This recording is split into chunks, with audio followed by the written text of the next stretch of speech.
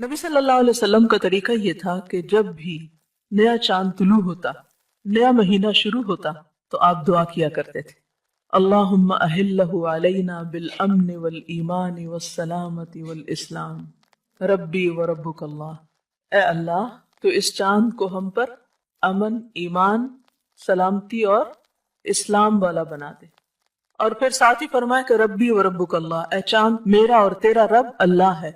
इस्लाम में क्या बताया? रब एक है, अल्लाह एक है, माबूद एक है और बाकी सारे उसके आबिद।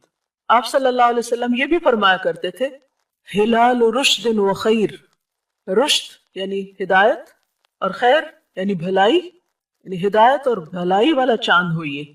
तो हम भी इस महीने के आगाज पर अपने लिए यही दुआ मांगते हैं और नए साल के आगाज पर भी यही दुआ मांगते हैं कि या रब, तू हमें इस साल में अमन, ईमान, सलामती, इस्लाम, रुश्द, खैर नसीब फरमा।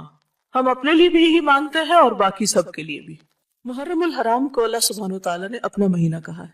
नबी सल्लल्लाहु अलैहि वसल्लम ने इसको शहरुल्लाह कहा है, अल्लाह का महीना।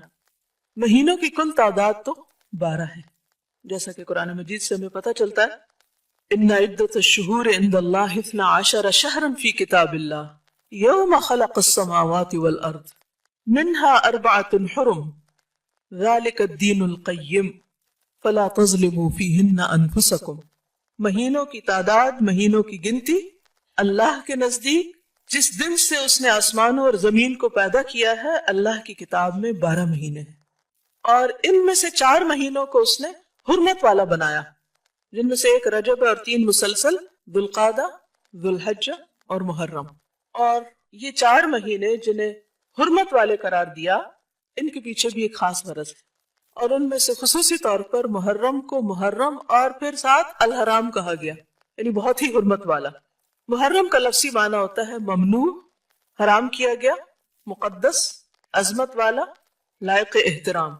दूसरे लफ्जों में ये एक ऐसा महीना है जिसमें हर ऐसे काम से जो फितना फसाद और अमन आमा की खराबी का बायस हो, उससे बिलखुसूस मना किया गया है। और इसमें आपस में लड़ाई झगड़ा करना, जुल्म ज्यादती करना, नाफरमानी के काम करके अपनी जानों पे जुल्म करना, इनसे मना किया गया है। वैसे तो इंसान को कभी भी अपने आप को हलाकत में नहीं डालना चाहिए, अपने ऊपर जुल्म नहीं करना चाहिए, दूसरे इंसानों पर जुल्म नहीं करना चाहिए, लेकिन इन महीनों में खुसूसी तौर पर इसकी प्रैक्टिस करवाई गई, इसकी तरबियत की गई। आप देखिए कि साल का इख्तिताम भी किस पर होता है? हुर्मत वाले महीने पर, और आगाज भी हुर्मत वाले महीने से। साल के दोनों किनारों पर हुर्मत वाले महीने हैं। हज के महीने में लोग जब हज पे जाते हैं तो क्या करते हैं? एहराम पहनते हैं और हालत एहराम में क्या कुछ बना होता है?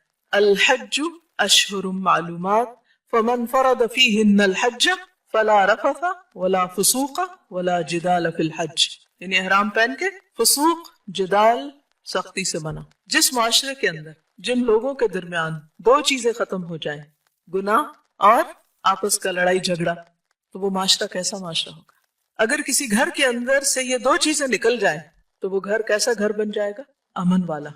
इसी तरह किसी शहर से, किसी मुल्क से जब ये 2 चीजें निकल जाती हैं, तो वहां पर अमन अमान हो जाता है। हज पर भी इसी की प्रैक्टिस करवाई गई।